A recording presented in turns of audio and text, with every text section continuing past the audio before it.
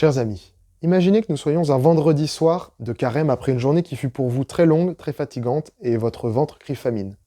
Vous avez préparé avec beaucoup d'amour un délicieux repas, vous avez servi à vos enfants, ce sont des endives au jambon. Ce qui devait arriver arriva, le petit dernier de la famille, Pierre, fait une crise, il refuse de manger son endive. Alors, il a bien mangé le jambon qui enroulait l'endive ainsi que la béchamel, mais l'endive, pas moyen de lui faire avaler le moindre morceau. Alors, assez rapidement, il y a un sentiment d'agacement qui monte en vous, et vous avez envie de le suivre. Mais également, au même instant, le souvenir de la vidéo que vous aviez visionnée il y a 2 jours sur la prudence revient, et vous vous souvenez que la prudence est cette vertu qui fortifie l'intelligence en vue de poser un acte de volonté. Alors, vous temporisez, et vous cherchez quel est le meilleur bien pour Pierre, et les moyens les plus justes d'accomplir ce bien. Et ce faisant, vous avez écarté 2 vices. Le premier, c'est l'imprudence.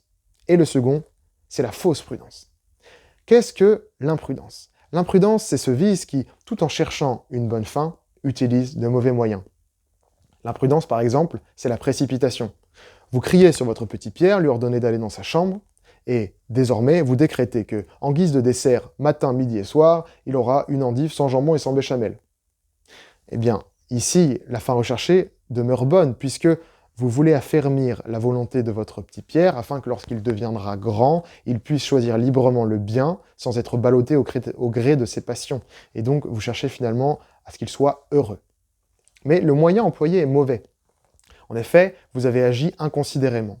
Notre nature humaine n'est pas comme la nature angélique. À peine les anges ont-ils considéré une chose qu'ils en comprennent tous ses aspects, ses causes et ses conséquences. Notre nature humaine a besoin de temps, et il faut faire nôtre cette maxime qui dit « le temps se venge de ceux qu'on fait sans lui ». L'imprudence peut être donc dans la précipitation, mais également dans l'inconstance.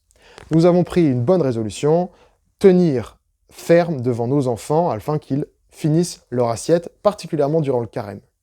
Et devant la fatigue et l'obstacle qui se dresse face à nous, nous baissons les bras, nous abandonnons.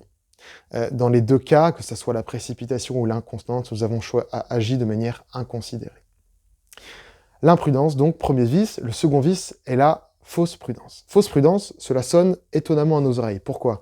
Parce que imaginez un homme qui pose un acte juste et honnête. Mais en grattant un peu, on se rend compte que son acte n'est pas juste, mais profondément injuste et malhonnête. Personne jamais n'aura l'idée de dire que cet homme a fait preuve d'une fausse justice. Non, et il n'a pas la justice du tout. Pourtant, pour la prudence, elle peut être fausse. En quoi? En ce que la fin recherchée n'est plus bonne. Les moyens peuvent demeurer excellents. Mais dans notre exemple, la décision que vous avez prise pour le petit Pierre ne poursuit plus en fait son bien, même si vous vous en persuadez intérieurement, mais en fait c'est votre propre satisfaction. Par exemple, votre colère, votre frustration, votre manque de considération. Et donc, la prudence n'est plus bonne, elle devient fausse. Qu'est-ce que notre Seigneur nous dit dans l'Évangile? Il nous parle de 2 images. D'abord, l'homme qui bâtit une tour, et ensuite, le roi qui part à la guerre contre un autre roi. Il dit que ces 2 s'assoient pour considérer leurs forces afin de savoir s'ils pourront mener à bien leur entreprise. Nous sommes un peu comme ces 2 hommes. Au début de ce carême, nous avons pris le temps de reconsidérer la fin, c'est-à-dire d'aimer Dieu, le louer, de le révérer, de le servir, et ainsi de sauver notre âme. Et nous sommes confrontés, durant ce carême, encore une fois, à notre faiblesse, à la faiblesse de notre nature, à notre péché. Et je crois que pour avoir un bon éclairage sur ces 2 images, il faut regarder les 2 phrases qui l'entourent immédiatement. La première, c'est « Quiconque ne prend pas sa croix et ne me suit pas ne peut être mon disciple ».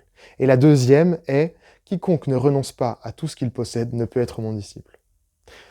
Vous voyez, l'éclairage qui nous est donné sur cet évangile, c'est la croix. Et nous qui avançons vers la passion de notre Sauveur, qui nous y unissons particulièrement durant ce carême, nous devons avoir la ferme confiance que notre Seigneur Jésus nous a tout obtenu à sa croix, dans sa passion. Il nous a obtenu la vertu, et si nous nous appuyons sur lui, alors vraiment il pourra transformer notre être et nous pourrons devenir saints.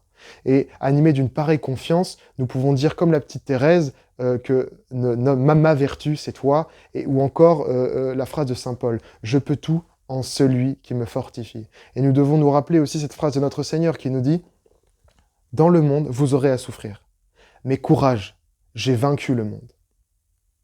Chers amis, je vous souhaite un bon carême.